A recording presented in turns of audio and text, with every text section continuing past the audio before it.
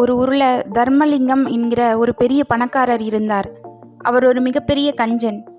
ஒரு நாள் அவர் திருவிழா பார்க்க செல்கிறார். தன்னுடைய பணப்பையை கையில் வைத்து கொண்டு அங்கே இங்கே வேடிக்கை பார்த்து கொண்டிருந்தார். திடீரென்று அவர் கையில் இருந்த பணப்பை மாயமானது. அவர் தொலைத்து விட்டாரா இல்லை யாராவது திருடினார்களா என்று அவருக்கே தெரியவில்லை. பையில் 10,000 ரூபாய் பணம் இருந்தது. தர்மலிங்கத்திற்கோ மிகவும் அதிர்ச்சி. உங்காம திங்காம 10,000 ரூபா சொலையா போயிருச்சே, என்ன பண்றது என்று அங்கும் இங்கும் தேடி அலைந்தார். எங்கும் கிடைக்கவில்லை.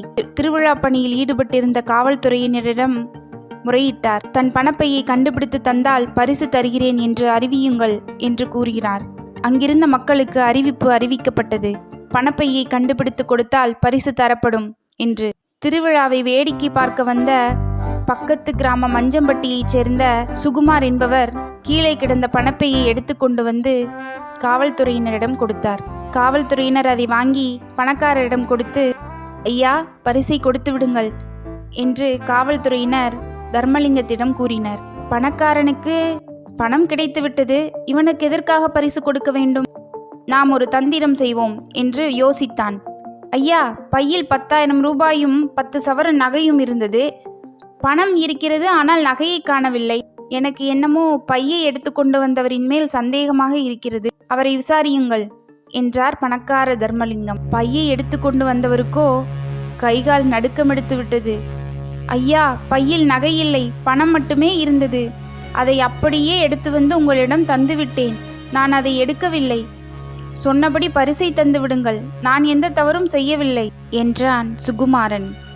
ஒழுங்காக நகையை தா, பரிசு தருகிறேன். நகையை தரவில்லை என்றால் உன் மீது வழக்கு போடுவேன் என்று பணக்கார தர்மலிங்கம் மிரட்டினான்.